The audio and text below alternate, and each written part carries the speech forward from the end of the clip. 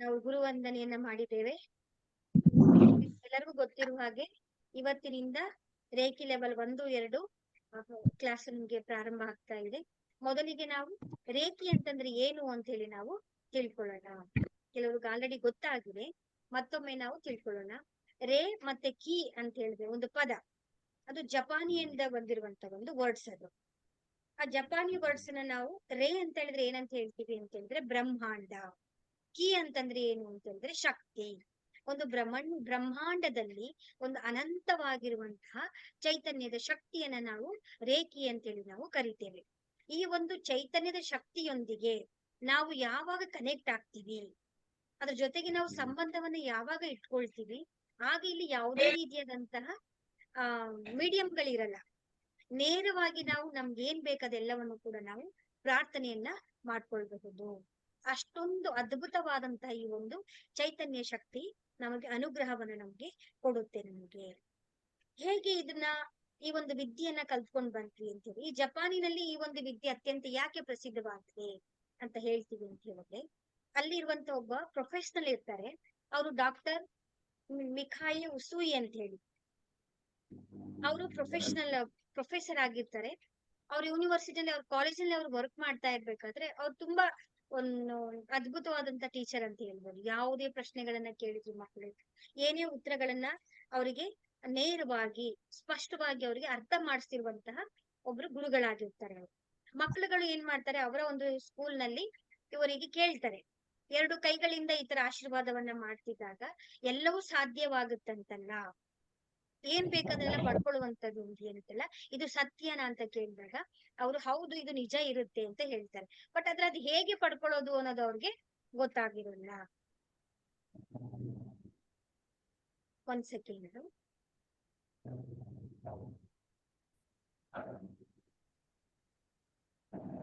ಆಗ ನಾವು ಹೇಗೆ ಕನೆಕ್ಟ್ ಮಾಡ್ಕೊಳ್ಳೋದು, ಹೇಗೆ ವಿದ್ಯೆನ ನಾನು ಹೇಳ್ಕೊಡ್ಬೇಕು ಮಕ್ಕಳಿಗೆ, ಇದು ಸತ್ಯ ಅಂತ ಹೇಳಿದ್ಮೇಲೆ ಅದು ಹೇಗೆ ವರ್ಕ್ ಆಗುತ್ತೆ ಅಂತ ಹೇಳ್ಕೊಡ್ಬೇಕಲ್ವಾ.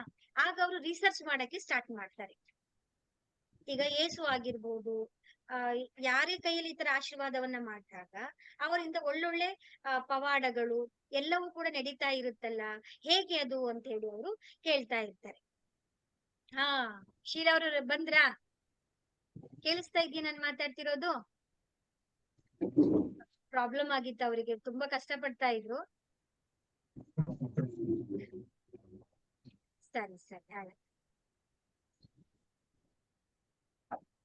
ಅಂದ್ರೆ ಈ ಒಂದು ವಿದ್ಯೆಯನ್ನ ಹೇಗೆ ಕಂಡುಹಿಡಿಬೇಕು, ಎಲ್ಲರಿಗೂ ಯಾವ ರೀತಿ ಹೇಳ್ಬೇಕು ಅಂತ ಹೇಳಿ ಅವರು ಎಲ್ಲಾ ಕಡೆನೂ ರಿಸರ್ಚ್ ಮಾಡ್ತಾ ಬರ್ತಾರೆ. ಅವಾಗ ಎಲ್ಲೂ ಕೂಡ ಅವ್ರಿಗೆ ಇನ್ಫಾರ್ಮೇಶನ್ಸೇ ಗೊತ್ತಾಗಲ್ಲ. ಹುಡ್ಕಿ ಹುಡ್ಕಿ ಹುಡ್ಕಿ ಹುಡ್ಕಿ ಸರ್ಚ್ ಮಾಡಿ ತುಂಬಾ ಸುಸ್ತಾಗ್ಬಿಡ್ತಾರೆ. ಆಗ ಅವ್ನ ಫ್ರೆಂಡ್ ಇರ್ತಾನೆ ರಾಬರ್ಟ್ ಅಂತ ಹೇಳಿ, ನಮ್ಮ ಬೆಸ್ಟ್ ಫ್ರೆಂಡ್ ಅಂತಾನೆ ಹೇಳ್ಬೋದು ಅವ್ರಿಗೆ. ಅವ್ರ ಹತ್ರ ಅವ್ರ ಸಮಸ್ಯೆನ ಅವರು ಡಿಸ್ಕಸ್ ಮಾಡ್ತಾರೆ. ಈ ತರ ಪ್ರಾಬ್ಲಮ್ ಆಗಿದೆ ನನಗೆ, ನನ್ನ ಮಕ್ಕಳು ಸ್ಟೂಡೆಂಟ್ಸ್ ಗಳೆಲ್ಲ ಕೇಳ್ತಾ ಇದ್ದಾರೆ, ಈ ತರ ಕೈಗಳಿಂದ ಆಶೀರ್ವಾದ ಮಾಡಿದ್ರೆ ಪವಾಡಗಳು ಎಲ್ಲ ಸಿದ್ಧಿಸದಂತಲ್ಲ, ಇದು ಎಂತಹ ವಿದ್ಯೆ, ಇದರಿಂದ ಸಾಧ್ಯನಾ ಅಂತ ಮಕ್ಳು ಕೇಳ್ತಾ ಇದ್ದಾರೆ ಅಂತ ಹೇಳ್ತಾರೆ. ಆಗ ಅವ್ರು ಏನ್ ಹೇಳ್ತಾರೆ, ರಾಬರ್ಟ್ ಹೇಳ್ತಾರೆ, ನಾನು ಕೆಲವೊಂದು ಕಡೆ ನಾನು ತಿಳ್ಕೊಂಡಿದೀನಿ, ನನಗ್ ಗೊತ್ತಿರೋ ಇನ್ಫಾರ್ಮೇಶನ್ ಪ್ರಕಾರ ಇದು ಭಾರತ ದೇಶದಲ್ಲಿ ನಮ್ಗೆ ಇದ್ರ ಬಗ್ಗೆ ಇನ್ಫಾರ್ಮೇಶನ್ ಸಿಗುತ್ತೆ, ನೀನ್ ಅಲ್ಲಿ ಹೋಗಿ ಬೇಕಾದ್ರೆ ನೀನು ಸರ್ಚ್ ಮಾಡು, ನಿನಗೆ ಕೆಲವೊಂದು ಇನ್ಫಾರ್ಮೇಶನ್ ಸಿಗ್ಬಹುದು ಅಂತ ಹೇಳ್ತಾರೆ. ಆಗ ಜಪಾನಿಂದ ಡಾಕ್ಟರ್ ಉಸುಯಿ ಅವರು ನಮ್ಮ ಭಾರತ ದೇಶಕ್ಕೆ ಬರ್ತಾರೆ. ಭಾರತ ದೇಶಕ್ಕೆ ಬಂದು ಈಗ ನಮ್ದು ಈಗ ಅವರು ಇದ್ರ ಹತ್ರ ಬರ್ತಾರೆ, ಒಂದು ಯಾವ್ದು ಹೆಸರು ಬರ್ತೇನೆ ನಾನು, ಆ ಒಂದು ಪ್ಲೇಸ್ ಅಲ್ಲಿ ಬರ್ತಾರೆ. ಅವ್ರು ಬಂದು ಅವ್ರು ಏನ್ ಮಾಡ್ತಾರೆ, ಸರ್ಚ್ ಮಾಡ್ತಾರೆ. ಆಗ ಅವ್ರಿಗೆ ತಿಳಿಯುವಂತದ್ದು ಏನು ಅಂತ ಹೇಳಿದ್ರೆ, 21 ದಿನಗಳ ಕಾಲ ನಾವು ಪ್ರಾಕ್ಟೀಸ್ ಅನ್ನ ಮಾಡಿದ್ರೆ ನಮ್ಗೆ ಈ ವಿದ್ಯೆ ನಮ್ಗೆ ಕರಗತ ಆಗುತ್ತೆ, ಎಲ್ಲವೂ ಕೂಡ ಸಾಧ್ಯ ಆಗತ್ತೆ ಅಂತೇಳಿ ಎಲ್ಲಾ ಬುಕ್ಸ್ ಗಳಲ್ಲಿ ಹುಡುಕ್ತಾ ಹುಡುಕ್ತಾ ಅವರಿಗೆ ಈ ಬೌದ್ಧ ಧರ್ಮದಲ್ಲಿ ಬುದ್ಧರು ಬರ್ದಿರುವಂತ ಒಂದು ಅವರ ವಿಷಯಗಳನ್ನ ತಿಳಿಸಿರುವಂತ ಒಂದು ಕಮಲ ಸೂತ್ರ ಅಂತ, ಕಮಲ ಸೂತ್ರ ಪುಸ್ತಕದಲ್ಲಿ ಅವರಿಗೆ ಈ ಒಂದು ಇನ್ಫಾರ್ಮೇಶನ್ ಸಿಗುತ್ತೆ. ಅವ್ರಿಗೆ ಎಲ್ಲ ವಿಷಯಗಳನ್ನ ಅವ್ರು ಕಲೆಕ್ಟ್ ಮಾಡ್ಕೊಳ್ತಾರೆ. ಅದನ್ನ ತಿಳ್ಕೊಂಡು ಹೋಗಿ ಏನ್ ಮಾಡ್ತಾರೆ, ಅವರ ಜಪಾನಿನಲ್ಲಿ ಅವರ ಸುತ್ತಮುತ್ತ ಇರುವಂತ ಒಂದು ಬೆಟ್ಟದ ಮೇಲೆ ಹೋಗಿ ಕೂತ್ಕೊಳ್ತಾರೆ. ಅವ್ರು 21 ದಿನ ಪ್ರಾಕ್ಟೀಸ್ ಮಾಡ್ಬೇಕಲ್ಲ ಈಗ ಅವ್ರಿಗೆ.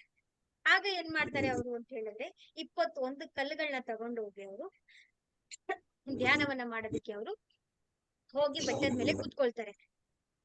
1 ದಿನ ಆಗುತ್ತೆ, ಎರಡನೇ ದಿನ ಧ್ಯಾನ ಕುತ್ಕೊಳ್ತಾರೆ, ಕಲ್ಲನ್ನ ಬಿಸಾಕ್ತಾರೆ, ಕೌಂಟಿಂಗ್ ಮಾಡ್ಕೊಳ್ತಾ ಇರ್ತಾರೆ ಅವ್ರಿಗೆ. ಮೂರನೇ ದಿನ ಆಗುತ್ತೆ, 4ನೇ ದಿನ ಆಗುತ್ತೆ, 10 ದಿನ ಆಗುತ್ತೆ, ಅವ್ರಿಗೇನೂ ಅನುಭವಕ್ಕೆ ಬರಲ್ಲ, ಏನು ಗೊತ್ತಾಗೋದಿಲ್ಲ ಅವ್ರಿಗೆ. ಆ ಊಟ ಮಾಡಿರಲ್ಲ, ಏನು ಸರಿಯಾಗಿ ಆಹಾರ ತಗೊಳಕ್ಕಾಗಲ್ಲ. ದಿನದಿಂದ ದಿನಕ್ಕೆ ಅವ್ರ ದೇಹ ಏನಾಗ್ತಾ ಇರುತ್ತೆ ಅಂದ್ರೆ ಬಳಲ್ತಾ ಇರುತ್ತೆ, ಕೃಶವಾಗ್ತಾ ಇರುತ್ತೆ. 20 ದಿನ ಆಗುತ್ತೆ, ಅವ್ರಿಗೆ ಇನ್ನೂ ಟೆನ್ಷನ್ ಆಗುತ್ತೆ. ಇನ್ನು 1 ದಿನ ಇರೋದಲ್ಲ, ನನಗೆ ಏನ್ ಮಾಡ್ಲಪ್ಪ, ನನಗೇನೂ ಅನುಭವಗಳು ಗೊತ್ತಾಗ್ತಾ ಇಲ್ವಲ್ಲ, ಏನ್ ಮಾಡೋದು ಅಂತ ಹೇಳಿ ಅವರು ರಾತ್ರಿ ಎಲ್ಲ ಯೋಚನೆ ಮಾಡ್ತಾರೆ, ಮಧ್ಯರಾತ್ರಿ ಎಲ್ಲ ಕೂತ್ಕೊಂಡು ಯೋಚನೆ ಮಾಡ್ತಾರೆ. ಅರ್ಲಿ ಮಾರ್ನಿಂಗ್ ಅವರು ಧ್ಯಾನಕ್ಕೆ ಅಂತ ಹೇಳಿ ಕೂತ್ಕೊಳ್ತಾರೆ. ಕೂತ್ಕೊಂಡಾಗ ಏನಾಗತ್ತೆ ಅವ್ರಿಗೆ ಗೊತ್ತಾಗೋದಿಲ್ಲ. ಧ್ಯಾನವನ್ನ ಮಾಡ್ತಾ ಇರ್ತಾರೆ. ಸಡನ್ ಆಗಿ ಒಂದು ಬ್ರಹ್ಮಾಂಡದಿಂದ ಒಂದು ಬಿಳಿಯ ಬೆಳಕು, ಒಂದು ಎಷ್ಟು ಅಂತ ಹೇಳಿದ್ರೆ ನಮ್ ಕಣ್ಣು ಸೂರ್ಯನು ಕೂಡ ನಾವು ನೋಡಕ್ಕಾಗಲ್ಲ. ಸೂರ್ಯನ್ ನೋಡೋ ಪ್ರಯತ್ನ ಮಾಡ್ಬೋದು, ಅದಕ್ಕಿಂತನೂ ಕೂಡ ಅತ್ಯಂತ ಪ್ರಕಾಶಮಾನವಾದಂತ ಒಂದು ಬೆಳಕು ಅವರ ಒಂದು ಶರೀರವನ್ನ ತಲೆಯ ಭಾಗದಲ್ಲಿ ಬಂದು ಅವ್ರಿಗೆ ಟಚ್ ಮಾಡುತ್ತೆ. ಅವಾಗ ಏನಾಗುತ್ತೆ, ಅವರು ಅನ್ಕಾನ್ಶಿಯಸ್ ಆಗ್ಬಿಡ್ತಾರೆ. ಗೊತ್ತಾಗಲ್ಲ ಅವ್ರಿಗೆ ಏನ್ ಆಗ್ತಾ ಇದೆ ಏನು ಅಂತ ಹೇಳಿ ಗೊತ್ತಾಗಲ್ಲ ಅವ್ರಿಗೆ. ಅದಾದ್ಮೇಲೆ ಅವ್ರಿಗೆ ಎಷ್ಟೊತ್ತು, ಸುಮಾರು ಹೊತ್ತುಗಳ ನಂತರ ಅವ್ರಿಗೆ ಎಚ್ಚರಿಕೆ ಆಗುತ್ತೆ. ಎಚ್ಚರಿಕೆಯಾಗಿ ನೋಡ್ತಾರೆ, ಆಗ ಅವ್ರು ಕಣ್ಬಿಟ್ಟು ನೋಡಿದಾಗ ಅವ್ರಿಗೇನು ಅನ್ಸೋದಿಲ್ಲ. ಅಷ್ಟು ದಿನದಿಂದ ಊಟ ಮಾಡಿರಲ್ಲ, ನಿದ್ದೆ ಮಾಡಿರಲ್ಲ, ಅಥವಾ ಸರಿಯಾಗಿ ಆಹಾರ ತಗೊಂಡಿರಲ್ಲ ಅವರು. ಅಷ್ಟು ನಿಶ್ಶಬ್ದವಾಗಿರುವಂತಹ ದೇಹ ಆಟೋಮೆಟಿಕಲಿ ಏನಾಗ್ಬಿಟ್ಟಿರುತ್ತೆ ಅಂತ ಹೇಳಿದ್ರೆ ತುಂಬಾ ಚೈತನ್ಯಮಯವಾಗಿರುತ್ತೆ, ತುಂಬಾ ಶಕ್ತಿಯಾಗಿರುತ್ತೆ ಅವ್ರಿಗೆ. ನನಗೇನು ಆಗೇ ಇಲ್ಲ ಅನ್ನೋ ತರ ಫೀಲ್ ಮಾಡ್ತಾರೆ ಅವ್ರು. ಅಷ್ಟೊಂದು ಆರಾಮವಾಗಿ ಉಲ್ಲಾಸವಾಗಿ ಇರ್ತಾರೆ. ಏನಪ್ಪಾ ಇದು ಈ ತರ ಮಿರಾಕಲ್ ಆಗಿದೆಯಲ್ಲ ಅಂತ ಹೇಳಿ ಅವರು, ಸರಿ ಆಯ್ತು, ತುಂಬಾ ಖುಷಿಯಿಂದ ಅವರು ನಡ್ಕೊಂಡ್ ಬೆಟ್ಟನ ಇಳ್ಕೊಂಡ್ ಬರ್ತಾ ಇರ್ಬೇಕಾದ್ರೆ ಅವ್ರ ಕಾಲಿಗೆ ಗಾಯ ಆಗ್ಬಿಡುತ್ತೆ, ಸ್ವಲ್ಪ ಏಟಾಗಿ ಬ್ಲಡ್ ಬರ್ತಾ ಇರುತ್ತೆ. ಅದ್ ಬ್ಲಡ್ ಬರ್ತಾ ಇದೆಯಲ್ಲ ತಾಡಿ ಅಂದ್ಬಿಟ್ಟು ಅದನ್ನ ಕ್ಲೀನ್ ಮಾಡ್ಕೊಳ್ಳೋಣ ಅಂತ ನೋಡ್ತಾರೆ. ಇವ್ರು ಯಾವಾಗ 2 ಕೈಗಳಿಂದ ಅವ್ರು ಮುಟ್ಟುತ್ತಾರೋ ಆಟೋಮೆಟಿಕಲಿ ನೋವಿಲ್ದಂಗ ಆಗ್ಬಿಡುತ್ತೆ. ಅಷ್ಟು ನೋವಿರುವಂತ ಕಾಲ್ ಬೆರಳಲ್ಲಿ ನೋವೇ ಇಲ್ದಂಗ ಆಗ್ಬಿಡುತ್ತೆ ಅವ್ರಿಗೆ, ಬ್ಲಡ್ ಸ್ಟಾಪ್ ಆಗ್ಬಿಡುತ್ತೆ ಅವ್ರಿಗೆ. ಇದೇನಿದು ಈ ತರ ಇಷ್ಟೊಂದು ಚೆನ್ನಾಗ್ ಆಗೋಯ್ತಲ್ಲ ಅಂತ ಹೇಳಿ ಆಶ್ಚರ್ಯವಾಗಿ ಕೆಳಗಡೆ ಬರ್ತಾ ಇರ್ತಾರೆ. ಬೆಟ್ಟದಿಂದ ಕೆಳಗಡೆಯಿಂದ ಇರ್ಬೇಕಾದ್ರೆ ಅಲ್ಲಿ ಒಂದು ಹೋಟ್ಲ್ ಹತ್ರ ಬರ್ತಾರೆ. ಅಲ್ಲೊಬ್ರು ಏನ್ ಮಾಡ್ತಾರೆ, ಅವ್ರನ್ನ ಕರೆದು ಅವರಿಗೆ ಈ ತರ ಧ್ಯಾನ ಮಾಡ್ತಾ ಇದ್ದೆ, ನನ್ಗೆ ಊಟ ಬೇಕು ಅಂತ ಕೇಳಿದಾಗ ಅವ್ರು ಏನ್ ಮಾಡ್ತಾರೆ, ನೀವು ಫಸ್ಟ್ ಊಟ ಕುಡಿಬೇಡಿ, ಊಟ ಮಾಡ್ಬೇಡಿ, ನೀವು ಲಿಕ್ವಿಡ್ ಕುಡೀರಿ ನೀವು, ಯಾಕಂದ್ರೆ ಅಷ್ಟು ದಿನದಿಂದ ಉಪವಾಸ ಇದ್ದೀರಾ, ಧ್ಯಾನ ಮಾಡಿದೀರಾ ಅಂತ ಹೇಳಿದ್ರೆ ಅಂದ್ಬಿಟ್ಟು ಹೋಟ್ಲಲ್ಲಿ ಏನ್ ಮಾಡ್ತಾರೆ, ಅವ್ರ ಮಗಳ ಕೈಲಿ ತಗೊಂಬಬ್ಬಾ ಅಂತ ಹೇಳಿ ಕರೀತಾರೆ. ಜ್ಯೂಸ್ನ ಅಥವಾ ಲಿಕ್ವಿಡ್ ಐಟಮ್ಸ್ ತಗೊಂಡ್ ಬನ್ನಿ ಅಂತ ಹೇಳಿದಾಗ ಅವ್ರ ಮಗಳು ತಗೊಂಡ್ ಬರ್ತಾ ಇರ್ತಾಳೆ. ತಗೊಂಡ್ ಬರ್ಬೇಕಾದ್ರೆ ಏನಾಗಿರುತ್ತೆ, ಅವಳ ಹಲ್ಲಿನಲ್ಲಿ ತುಂಬಾ ನೋವಾಗ್ಬಿಟ್ಟಿರುತ್ತೆ. ಇಷ್ಟ ದಪ್ಪ ಊದ್ಕೊಂಡು ಮುಖ ಎಲ್ಲ ಸಪ್ಪಗ್ ಮಾಡ್ಕೊಂಡ್ ಬರ್ತಾಳೆ ಆ ಹುಡುಗಿ. ಆಗ ಕೇಳ್ತಾರೆ, ನಿನ್ಗೆ ಏನಾಗಿದೆ ಇದು ಅಂತ ಹೇಳಿದಾಗ, ನಂಗೆ ತುಂಬಾ ಹಲ್ಲು ನೋವಿದೆ, ತುಂಬಾ ಗಾಯ ಇದೆ, ಇದೆಲ್ಲ ನೋಯ್ತಾ ಇದೆ, ನನಗೆ ಏನು ಮಾಡಕ್ ಆಗ್ತಾ ಇಲ್ಲ ಅಂತ ಹೇಳ್ತಾಳೆ ಅವ್ಳು. ಸರಿ ಇವ್ರು ಏನ್ ಮಾಡಿದ್ರೆ ಅವ್ರ ಕೈಯಿಂದ ಸುಮ್ನೆ ತರ ಟಚ್ ಮಾಡ್ತಾರೆ ಇಲ್ಲಿ. ಟಚ್ ಮಾಡಿದ ತಕ್ಷಣ ಏನಾಗುತ್ತೆ, ಅವಳಿಗೆ ನೋವೆಲ್ಲ ಹೊರಟೋಗುತ್ತೆ, ಅವಳಿಗೆ ಖುಷಿಯಾಗಿ ಆರಾಮಾಗಿರ್ತಾಳೆ ಅವಳಿಗೆ. ಆಗ ಇವ್ರಿಗೆ ರಿಯಲೈಸ್ ಆಗುತ್ತೆ, ಓಹೋ, ನನಗೆ ಒಂದು ಈ ಧ್ಯಾನದಿಂದ ನನಗೆ ಈ ಒಂದು ಸಿದ್ಧಿ ಆಗಿದೆ ಅಂತ ಹೇಳಿ ಮನೆಗ್ ಬರ್ತಾರೆ. ರಾಬರ್ಟ್ಗೆ ಹೇಳ್ತಾರೆ. ರಾಬರ್ಟ್ ಅವ್ರ ತಾಯಿಗೂ ಕೂಡ ಮಂಡಿ ನೋವು ಇರುತ್ತೆ. ಈ ತರ ವಾಸಿ ಆಗುತ್ತೆ ಎಲ್ಲಾರ್ಗು ಕೂಡ. ಈ ಒಂದು ವಿದ್ಯೆಯನ್ನ ತಿಳ್ಕೊಂಡವ್ರು ನೋಡಿ, ಭಾರತದಿಂದ ಕಲ್ತ್ಕೊಂಡಂತ ವಿದ್ಯೆ ಇವತ್ತು ಇಡೀ ಪ್ರಪಂಚದಾದ್ಯ ಫೇಮಸ್ ಆಗಿದೆ. ರೇಖಿ ಹೀಲಿಂಗ್ ಅಂತ ಹೇಳಿ. ಆದ್ರೆ ನಮ್ಮ ನೆಲದಲ್ಲೇ, ನಮ್ಮಲ್ಲೇ ಹುಟ್ಟಿ ಇಳಿದಿರುವಂತಹ, ನಮಗೆ ಗೊತ್ತಿರುವಂತ ವಿದ್ಯೆ ಇವತ್ತು ಏನಾಗಿದೆ ಅಂತ ಹೇಳಿದ್ರೆ ನಾವೆಲ್ಲರೂ ಕೂಡ ಮರ್ತಿದ್ದೇವೆ, ಅರಿವಿಲ್ಲ ನಮ್ಗೆ. ಇವತ್ತು ಸಮಸ್ಯೆಗಳ ಸುಳಿನಲ್ಲಿ ನಾವು ಸಿಕ್ಕಾಕೊಂಡಿದ್ದೇವೆ. ನಮ್ಮ ಒಂದು ಋಷಿ ಮುನಿಗಳು, ನಮ್ಮ ಗುರು ಹಿರಿಯರು ಅವರೆಲ್ಲ ಏನ್ ಮಾಡಿದ್ರು ಅಂತ ಹೇಳಿದ್ರೆ, ನಮ್ಮ ಆಚರಣೆಗಳಲ್ಲೇ ಎಲ್ಲವನ್ನು ತಗೊಂಡ್ ಬಂದು ಸೇರ್ಸ್ಕೊಟ್ಟಿದ್ರು. ಅದು ಬರ್ತಾ ಏನಾಗ್ತಾ ಇತ್ತು ಅಂದ್ರೆ ಜನರೇಷನ್ಸ್ ಗ್ಯಾಪ್ ಆದಾಗೆ ಯಾರು ಕ್ವಶನ್ ಮಾಡಿಲ್ಲ, ಇದನ್ನ ಯಾಕೆ ಮಾಡ್ಬೇಕು, ಅದನ್ನ ಯಾಕೆ ಕಲಿಬೇಕು, ಇದು ಹೇಗ್ ಬರುತ್ತೆ ಅಂತ ಕೇಳಲಿಲ್ಲ ಅವ್ರು. ಈಗ ನಾವು ದೀಪ ಬೆಳಗ್ತೀವಿ ಮನೆಯಲ್ಲಿ, ದೀಪವನ್ನ ಈಗ ಪೂಜೆಯನ್ನ ಮಾಡ್ಬೇಕಾದ್ರೆ ದೀಪನೇ ಹಚ್ಬೇಕು, ಯಾಕೆ? ನಮ್ ತಾಯಿನ ಕೇಳಿದ್ರೆ ಏನ್ ಹೇಳ್ತಾರೆ, ನಮ್ ತಾಯಿ ಹಚ್ಚುತ್ತಾ ಇದ್ರು, ಅದಕ್ ನಾನು ಹಚ್ತಾ ಇದ್ದೇನೆ, ಅದು ನನಗೇನು ಗೊತ್ತಿಲ್ಲ ಅಂತಾರೆ. ಈಗ ನಾವು ನಮ್ಮನ್ ಮಾಡುವಂತಂದ್ರೆ ನಿಮ್ಗೆ ಹೇಳಿಲ್ಲ ಅಂದ್ರೆ ನಾನ್ ಮಾಡಲ್ಲ ಅಂತ ಹೇಳ್ತಾರೆ. ಅದೆಷ್ಟು ಸೈಂಟಿಫಿಕ್ ರೀಸನ್ಸ್ ಇದೆ ಅಂತ ಹೇಳಿದ್ರೆ, ಬೆಳಕು ಏನ್ ಮಾಡುತ್ತೆ ಹೇಳಿ, ಎಂಥ ಕತ್ತಲೆ ಇದ್ರೂ ಕೂಡ ಕತ್ತಲಿನ ತೆಗೆದುಹಾಕಿ ಬೆಳಕನ್ನ ಕೊಡುತ್ತೆ ನಮ್ಗೆ. ಅದು ಸಿಂಬಲ್ ಆಫ್ ದ ಜ್ಯೋತಿ. ನಾವು ಸುಮ್ನೆ ದೀಪ ಹಚ್ಬೇಕಾ, ಹಚ್ಚದೆ ಮಾಡ್ಬೋದಾ ಅಂತ ಅನ್ಕೋಬಹುದು ನಾವು. ಅದ್ರೊಳಗಡೆ ಎಂತ ಸೈಂಟಿಫಿಕ್ ರೀಸನ್ ಇದೆ ಅಂತ ಹೇಳಿದ್ರೆ, ಅದು ನಮ್ಗೆ ಹೋಗ್ತಾ ಹೋಗ್ತಾ ನಮ್ಗೆ ಅರಿವಿಗೆ ಬರುತ್ತೆ. ಆ ರೀತಿ ಏನಾಯ್ತು ಅಂದ್ರೆ ಜನರೇಷನ್ಸ್ ಗ್ಯಾಪ್ ಗಳಿಂದಾಗಿ ನಮ್ಮ ಗುರು ಪರಂಪರೆ ಪದ್ಧತಿಯಿಂದ ಏನಾಯ್ತು ಅಂತ ಹೇಳಿದ್ರೆ ಅದು ಬರ್ತಾ ಬರ್ತಾ ಬರ್ತಾ ತಿಳಿದೇ ಇದ್ದ ಹಾಗೆ ಯಾರಿಗೂ ಗೊತ್ತಾಗದಿರಿ ಅದು ಮರೆಯಾಗುವಂತ ಸ್ಥಿತಿಗೆ ಬಂತು ಅದು. ಹಾಗಾಗಿ ನಮ್ಮಲ್ಲಿ ನಮ್ಮ ದೇಶದಲ್ಲಿ ಈಗಲೂ ಕೂಡ ಅದನ್ನ ಪ್ರಾಣ ಶಕ್ತಿ, ಪ್ರಾಣಿಕ್ ಹೀಲಿಂಗ್ ಅಂತ ಹೇಳಿ ಈಗ ನಾವು ತುಂಬಾ ಋಷಿ ಮುನಿಗಳೆಲ್ಲ ನೋಡಿದೀವಿ. ಅವ್ರ ಆಶೀರ್ವಾದ ಮಾಡಿಸಿದ ತಕ್ಷಣ, ಅವ್ರ ಜೊತೆ ನಾವು ಮಾತಾಡಿದ ತಕ್ಷಣ, ಅವ್ರ ಜೊತೆ ನಾವು ಕೂತ್ಕೊಂಡಾಗ, ಅವ್ರ ಆಶೀರ್ವಾದವನ್ನ ತೆಗೆದುಕೊಂಡಾಗ ನಮ್ಮಲ್ಲಿ ಹೊಸ ಪರಿವರ್ತನೆಗಳಾಗುತ್ತೆ. ಅವಾಗೆಲ್ಲ ನಡೀತಾ ಇದ್ದದ್ದು ಇವಾಗ ಯಾಕೆ ನಡೀತಾ ಇಲ್ಲ ಅಂತ ಹೇಳಿದ್ರೆ ನಮ್ಮ ಲೈಫ್ ಸ್ಟೈಲ್ ಇಂದ ನಾವ್ ಮಾಡ್ತಾ ಇರುವಂತ ಒಂದು ತಿಳಿದ್ ಗೊತ್ತಾಗ್ದೇನೆ ನಾವು ಅದನ್ನ ಏನ್ ಮಾಡ್ತಾ ಇದೀವಿ, ಆ ವಿದ್ಯೆಗಳನ್ನ ನಾವು ಕಳ್ಕೊಳ್ತಾ ಬರ್ತಾ ಇದೀವಿ ನಾವು. ಸೊ ಈಗ ನಮ್ಗೆ ಏನಾಗಿದೆ ಅಂತ ಹೇಳಿದ್ರೆ ಮತ್ತೆ ನಮ್ಮೆಲ್ಲರಿಗೂ ಕೂಡ ನಾವೆಲ್ಲರೂ ಕೂಡ ಅದೃಷ್ಟವನ್ನ ಮಾಡಿದೀವಿ, ಪುಣ್ಯವನ್ನ ನಾವು ಸಂಪಾದನೆ ಮಾಡಿದೀವಿ. ನಾವು ನಮ್ಮ ಆತ್ಮ ಇದೆಯಲ್ಲ, ಇದನ್ನ ನಾವು ಪುಣ್ಯವಾದಂತ ಆತ್ಮ ಅಂತ ಹೇಳ್ತೀವಿ. ನಮ್ಗೆ ಶರೀರ ಕಾಣಿಸ್ತಾ ಇರುತ್ತೆ, ಶರೀರದಲ್ಲಿ ಕೆಲವು ಆಲೋಚನೆಗಳು ಬರ್ತಾ ಇರುತ್ತೆ, ಆದ್ರೆ ನಮ್ಮ ಆತ್ಮದ ಬಂಧನ ಅಂತ ಹೇಳ್ತಾರೆ. ಅದು ಈ ಕೆಲವ್ರೆಲ್ಲ ನೋಡಿ ಎಲ್ಲರೂ ಕೂಡ ಏನೇನೋ ಕೆಲಸಗಳನ್ನ ಮಾಡ್ತಾ ಇದ್ದಾರೆ. ಟಿವಿ ನೋಡ್ತಾ ಇರ್ಬೋದು, ಫಿಲಂ ನೋಡ್ತಾ ಇರ್ಬೋದು, ಸೀರಿಯಲ್ ನೋಡ್ತಾ ಇರ್ಬೋದು, ಬೇರೆ ಬೇರೆ ಕೆಲಸಗಳನ್ನ ಮಾಡ್ತಾ ಇದ್ದಾರೆ. ಬಟ್ ನಾವೇ ಯಾಕೆ, ನಾವುಗಳೇ ಯಾಕೆ ಕನೆಕ್ಟಿವಿಟಿ ಆಗಿದ್ದೀವಿ? ಬಟ್ ನಮ್ಮಲ್ಲಿ ದೇವ್ರ ಮೇಲೆ ಯಾಕೆ ನಮ್ಮ ನಂಬಿಕೆ? ದೇವ್ರ ದಾರಿನಲ್ಲೇ ನಾವು ಹೋಗ್ಬೇಕು ಅನ್ನೋದು ಯಾಕೆ ಅನ್ಕೊಂಡಿದೀವಿ ನಾವು? ಬೇರೆ ದಾರಿನಲ್ಲಿ ಹೋಗ್ಬೋದಲ್ವಾ ನಾವು? ಕೆಲಸ ಮಾಡಿದ್ರೆ ನಮ್ಗೆಲ್ಲ ಸಿಗುತ್ತೆ ಇದನ್ನು ಕಾಯಕವೇ ಕೈಲಾಸ ಅಂತ ಹೇಳಿ ಮಾಡ್ಬೋದಿತ್ತಲ್ವಾ? ಅದ್ರ ಜೊತೆಗೆ ನಾವ್ ಏನ್ ಮಾಡ್ತಾ ಇದೀವಿ, ನಮಗೂ ಒಂದು ದೇವ್ರಿದ್ದಾರೆ ನಂಬಿಕೆ ಇದೆ ಅಂತ. ಯಾಕೆ ಅಂತ ಹೇಳಿದ್ರೆ ಈ ಒಂದು ಸಂಬಂಧ ಅನ್ನೋದು ಇದೆಯಲ್ಲ, ಅದು ಜನ್ಮ ಜನ್ಮಗಳಿಂದ ಆತ್ಮದಲ್ಲಿ ನಮ್ಗೆ ಇರುವಂತ ಒಂದು ಬಂಧನ ಆಗಿದೆ. ಆ ಪರಮಾತ್ಮನಿಗೂ ನಮಗೂ ಕೂಡ ಅದು ಬಂಧನ ಆಗಿದೆ. ಅಷ್ಟು ಸಂಬಂಧ ನಮ್ಮ ಜೊತೆನಲ್ಲಿ ಬೆಳೆಸ್ಕೊಂಡು ನಾವು ಬಂದಿದೀವಿ. ಅದು ಅರಿವು ನಮ್ಗೆ ಗೊತ್ತಿಲ್ಲ. ಆ ಒಳ ಮನಸ್ಸು ಏನ್ ಹೇಳ್ತಾ ಇದೆ ಅಂತ ಹೇಳಿದ್ರೆ ಅದು ಹುಡುಕ್ತಾ ಇದೆ, ನನಗೆ ಬೇಕು ಅದ್ರ ಊಟ. ಈಗ ಶರೀರಕ್ಕೆ ನಾವು ಊಟ ಬೇಕು ಅಂತ ಹೇಗೆ ಊಟ ತಿಂತೀವೋ, ಆತ್ಮಕ್ಕೆ ಒಂದು ಊಟ ಬೇಕಲ್ಲ, ಆತ್ಮ ಬಯಸ್ತಾ ಇದೆ. ಅದಕ್ಕೆ ಬೇಕಾದಂತ ಊಟನ ಅದು ಹುಡುಕ್ತಾ ಇದೆ. ಯಾರ ಮುಖಾಂತರನಾದ್ರೂ ಎಲ್ಲಾದ್ರೂ ಸಿಗುತ್ತಾ, ಹೇಗಾದ್ರೂ ಹೇಳ್ಕೊಡ್ತಾರ ಅಂತ ಹೇಳಿ ನಾವು ಹುಡುಕ್ತಾ ಇರೋದಕ್ಕೋಸ್ಕರ ಆ ಪರಮಾತ್ಮನ ಅನುಗ್ರಹ, ಅವನ ಕೃಪೆಯಿಂದ ನಾವೆಲ್ಲರೂ ಕೂಡ ಇದು ಒಂದಿಗೆ ನಾವು ರೇಖಿ ಅಂತ ಇದು ಒಂದು ನೆಪ ಅಷ್ಟೇ.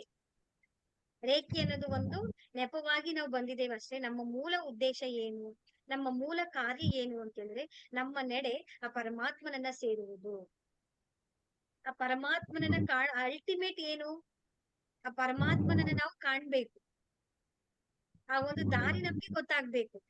ಆ ದಾರಿನೇ ನಮ್ಗೆ ಸಿಗುವಂತದ್ದು ರೇಖೆಯ ಮುಖ. ಪರಮಾತ್ಮನೇ ಯಾಕೆ ಹೇಳ್ಬೇಕು, ಪರಮಾತ್ಮನೇ ಯಾಕೆ ಸೇರ್ಬೇಕು ನಾವು? ಇಟ್ಸ್ ಎ ಡಿವೈನ್ ಶಕ್ತಿ ಅಲ್ವಾ? ಏನ್ ಬೇಕಾದ್ರೂ ಸೃಷ್ಟಿ ಮಾಡುವಂತದ್ದು, ಏನ್ ಬೇಕಾದ್ರೂ ಎನರ್ಜಿನ ಚೇಂಜ್ ಮಾಡುವಂತದ್ದು, ನಮಗ್ ಏನ್ ಬೇಕು, ನಮಗ್ ಏನ್ ಬೇಡ ಅನ್ನೋ ಒಂದು ಸೂಪರ್ ನ್ಯಾಚುರಲ್ ಶಕ್ತಿ ನಮ್ಗೆ ಅನುಗ್ರಹವನ್ನ ಕೊಡುತ್ತೆ ಅಲ್ವಾ?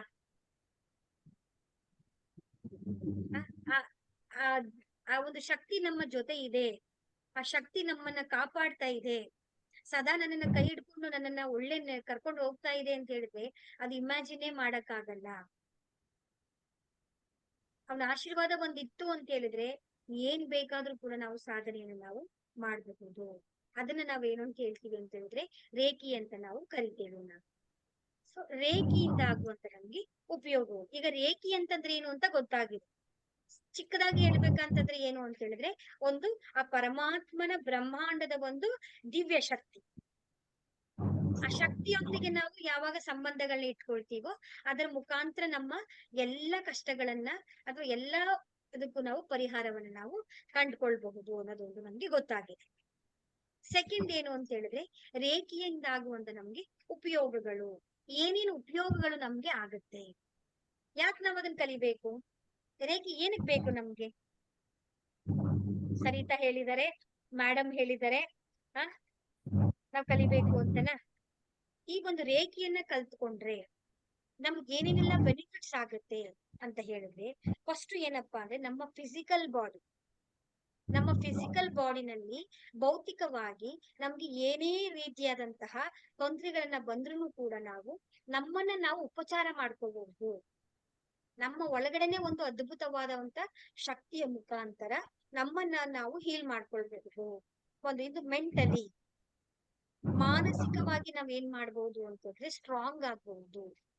ಒಂದು ರೇಖಿ ಹೀಲಿಂಗ್ ಮುಖಾಂತರ ನಾವು ಮೆಂಟಲಿ ಸ್ಟ್ರಾಂಗ್ ಆಯ್ತು, ಮಾನಸಿಕವಾಗಿ ನಮ್ಗೆ ಏನೆಲ್ಲ ತೊಂದರೆಗಳಿರುತ್ತೋ ಅವುಗಳೆಲ್ಲವನ್ನು ಕೂಡ ನಾವು ಉಪಚಾರ ಮಾಡ್ಕೊಳ್ಬಹುದು. ಮತ್ತೆ ಇನ್ನೊಂದು ಎಮೋಷನಲಿ ನಮ್ಗೆ ತುಂಬಾ ಬ್ಲಾಕೇಜಸ್ ಗಳಿರುತ್ತೆ. ಅದ್ರ ಬಗ್ಗೆ ಎಲ್ಲ ಎಷ್ಟು ದಿನಗಳ ಕಾಲ ತಗೊಂಡ್ರು ಕೂಡ ಅಷ್ಟು ನಿರರ್ಗಳವಾಗಿ ದೀರ್ಘವಾಗಿ ನಾವು ಮಾತಾಡಬಹುದು. ನಾವು ಎಮೋಷನಲಿ ಭಾವನಾತ್ಮಕವಾಗಿ ನಮ್ಗೆ ಏನ್ ಬೇಕು ಉಪಚಾರಗಳು, ನಮ್ಮ ಶರೀರಕ್ಕೆ ಏನೆಲ್ಲ ಒಂದು ಶಕ್ತಿಯನ್ನ ಬೇಕು, ನಾವು ಅದನ್ನ ಈ ಭಾವನಾತ್ಮಕವಾಗಿ ನಾವು ಹೀಲ್ ಮಾಡ್ಕೊಳ್ಬಹುದು. ಮತ್ತೆ ಇನ್ನೊಂದು ಏನು ಅಂತ ಹೇಳಿದ್ರೆ, ನಮ್ಮ ಒಳಗಡೆ ಒಂದು ಇಮ್ಯುನಿಟಿ ಪವರ್ ಅನ್ನ ನಮ್ಗೆ ಈ ರೇಖೆಯ ಮುಖಾಂತರ ನಮ್ಗೆ ದೊರೆಯುತ್ತೆ. ರೋಗ ನಿರೋಧಕ ಶಕ್ತಿ ಅಂದ್ರೆ ಬಾಡಿನಲ್ಲಿ ಒಂದು ಇಮ್ಯುನಿಟಿ ಪವರ್ ನಮ್ಗೆ ಆಟೋಮ್ಯಾಟಿಕಲಿ ನಮ್ಗೆ ಈ ರೇಖೆಯ ಮುಖಾಂತರ ನಮ್ಗೆ ದೊರೆಯುತ್ತೆ. ಮತ್ತೆ ಇನ್ನೊಂದು ಸ್ವಯಂ ಉಪಚಾರ, ನಮ್ಗೆ ಯಾವುದೇ ರೀತಿಯಾದಂತಹ ತೊಂದರೆಗಳು ಬಂದಾಗ್ಲೂ ಕೂಡ ನಮ್ಮನ್ನ ನಾವು ಹೀಲ್ ಮಾಡ್ಕೊಳ್ಬಹುದು. ನಕಾರಾತ್ಮಕ ಶಕ್ತಿಗಳಿಂದ ನಮ್ಮನ್ನ ಉಪಚಾರ ಮಾಡ್ಕೊಳ್ಬಹುದು. ಮತ್ತೆ ನಮ್ಮ ಆಲೋಚನೆ ಮಾಡುವಂತ ಯೋಜನಾ ಶಕ್ತಿಯ ಒಂದು ಸಾಮರ್ಥ್ಯ ತುಂಬಾ ಚೆನ್ನಾಗಿ ಡೆವಲಪ್ ಆಗುತ್ತೆ ನಮ್ಗೆ. ಮತ್ತೆ ಇನ್ನೊಂದು ಪೀಸ್ ಆಫ್ ದ ಮೈಂಡ್, ನಮ್ಮ ಜೀವನದಲ್ಲಾಗಿರ್ಬಹುದು, ನಮ್ಮ ವ್ಯವಹಾರದಲ್ಲಾಗಿರ್ಬಹುದು, ನಮ್ಮ ಎಜುಕೇಶನ್ ಆಗಿರ್ಬಹುದು, ನಾವು ವರ್ಕ್ ಮಾಡುವಂತ ಎನ್ವೈರನ್ಮೆಂಟ್ ಆಗಿರ್ಬಹುದು, ಎಲ್ಲಾ ಕಡೆನೂ ಕೂಡ ನಾವು ಪೀಸ್ ಆಗಿದ್ರೆ ಆಟೋಮ್ಯಾಟಿಕಲಿ ನಮ್ಮಲ್ಲಿ ಏನಾಗುತ್ತೆ, ಕ್ರಿಯೇಟಿವಿಟಿ ಆಗ್ಲಿ, ಇಮ್ಯಾಜಿನೇಷನ್ ಆಗ್ಲಿ, ವರ್ಕ್ ಮಾಡುವಂತ ಶಕ್ತಿ ಆಗ್ಲಿ ನಮ್ಗೆ ಡೆವಲಪ್ ಆಗೋದಕ್ಕೆ ಸಹಾಯ ಆಗುತ್ತೆ. ಅದು ಕೂಡ ನಮ್ಗೆ ರೇಖೆಯಿಂದ ನಮ್ಗೆ ದೊರೆಯುತ್ತೆ. ಮತ್ತೆ ಅಂಡರ್ಸ್ಟ್ಯಾಂಡ್, ತಿಳುವಳಿಕೆ, ಯಾರ ಬಗ್ಗೆ, ನಮ್ಮ ಬಗ್ಗೆ ನಾವು ತಿಳ್ಕೊಳ್ಳುವಂತ ಶಕ್ತಿ ನಮ್ಗೆ ದೊರೆಯುತ್ತೆ. ಮತ್ತೆ ಇನ್ನೊಂದು ಏನು ಅಂತ ಹೇಳಿದ್ರೆ, ಪರಮಾತ್ಮನೊಂದಿಗೆ ನಾವು ನೇರ ಸಂಪರ್ಕವನ್ನ ನಾವು ಇಟ್ಕೊಳ್ಬಹುದು. ಇಷ್ಟು ದಿನ ಏನ್ ಮಾಡ್ತಾ ಇದ್ವಿ ಹೇಳಿ, ಒಬ್ರು ಮೀಡಿಯೇಟರ್ ನಾವಿರ್ತೀವಿ, ಹೋಮ ಮಾಡ್ಸಕ್ ಹೋಗ್ತೀವಿ, ಆ ಮಧ್ಯದಲ್ಲಿ ಒಬ್ಬ ವ್ಯಕ್ತಿ ಇರ್ತಾರೆ. ನಾವ್ ದೇವಸ್ಥಾನಕ್ಕೆ ಹೋಗ್ತೀವಿ, ಅಲ್ಲಿ ಪೂಜಾರಿ ಅಂತ ಹೇಳಿ ಒಬ್ಬ ವ್ಯಕ್ತಿ ಇರ್ತಾರೆ.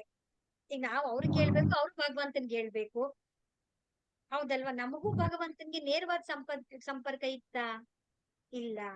ಈಗ ರೇಖೆಯ ಮುಖಾಂತರ ಏನ್ ಗೊತ್ತಾ, ಆ ಪರಮಾತ್ಮನೊಂದಿಗೆ ನಾವು ನೇರವಾದಂತ ಸಂಬಂಧವನ್ನ ನಾವು ಇಟ್ಕೊಳ್ಬೇಕು. ನಿಮ್ಮ ಬೇಡಿಕೆಯನ್ನಾಗ್ಬಹುದು, ನಿಮ್ಮ ಪ್ರಾರ್ಥನೆಯನ್ನಾಗಿರ್ಬಹುದು, ಅಥವಾ ನೀವು ಥ್ಯಾಂಕ್ಸ್ ಅನ್ನ ಹೇಳ್ಬಹುದು, ಅಥವಾ ನೀವು ಗ್ರಾಟಿಟ್ಯೂಡ್ ಹೇಳ್ಬಹುದು.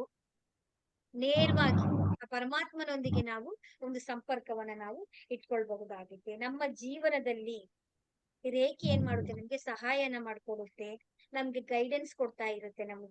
ನಮ್ದು ಇನ್ಟ್ಯೂಷನ್ ಪವರ್, ಸಿಕ್ಸ್ತ್ ಸೆನ್ಸ್ ಅಂತ ಹೇಳ್ತೀವಲ್ಲ, ಆ ಒಂದು ಪವರ್ ನಮ್ಗೆ ಹೆಚ್ಚಾಗುತ್ತೆ. ನಮ್ಗೆ ಅವಕಾಶಗಳು, ಅಪರ್ಚುನಿಟಿಗಳು ಬರ್ತಾ ಇರುತ್ತೆ.